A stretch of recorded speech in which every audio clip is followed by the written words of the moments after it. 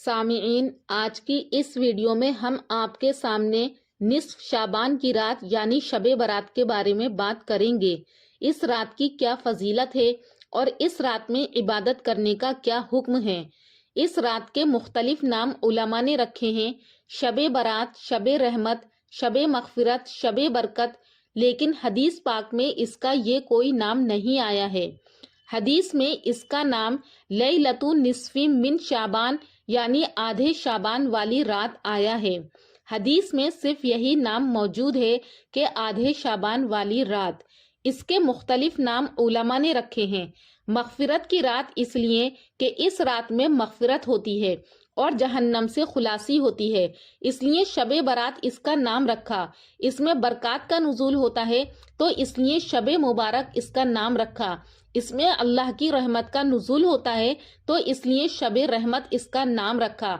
لیکن لیلۃ النصف من شعبان اس کا نام حدیث پاک میں آتا ہے۔ شب برات کو لے کر امت میں دو طبقے ہیں۔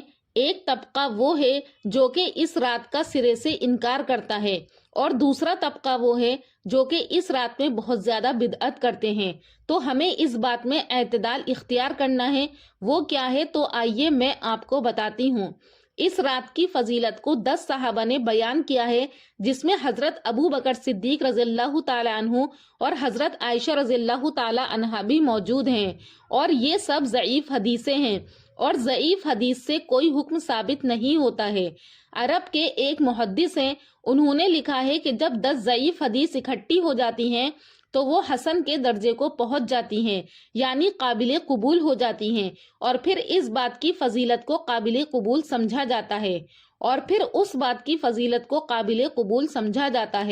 تو اس طرح سے سمجھا جائے گا کہ 10 ضعیف حدیثوں کا مل کر کسی ایک بات کے لیے بولنا اس چیز میں قوت پیدا کر دیتا ہے، یعنی یہ رات اپنے اندر کچھ عبادت اور فضیلت لیے ہوئے ہے۔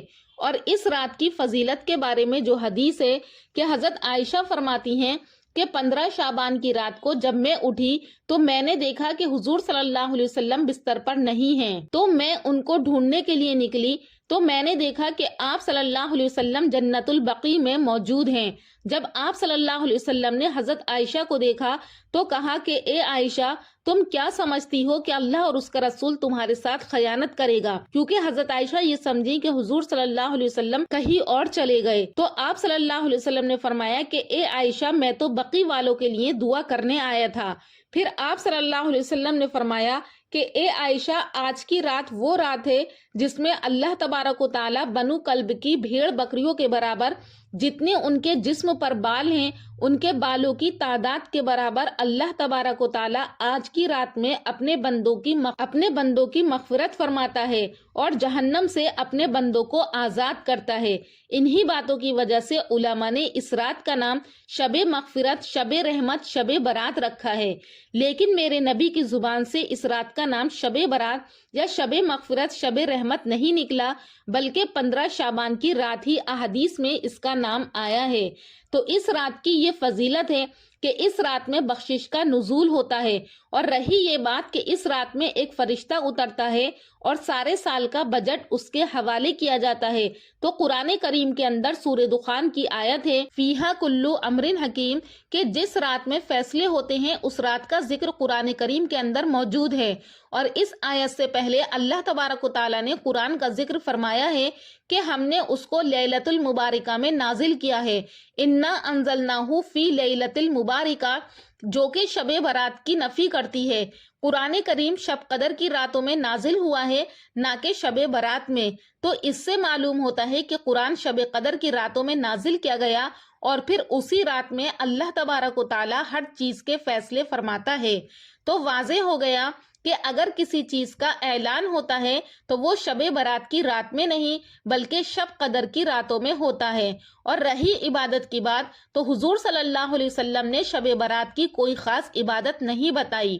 حضور صلی اللہ علیہ وسلم تہجد کے نوافل پڑھتے تھے، اور رہے وہ نوافل جو ہم پڑھتے ہیں کہ پہلی رکعت میں یہ پڑھو، دوسری رکعت میں یہ پڑھو، تو ان نوافل کے بارے میں حضور صلی اللہ علیہ وسلم کا کوئی فرمان نہیں ہے۔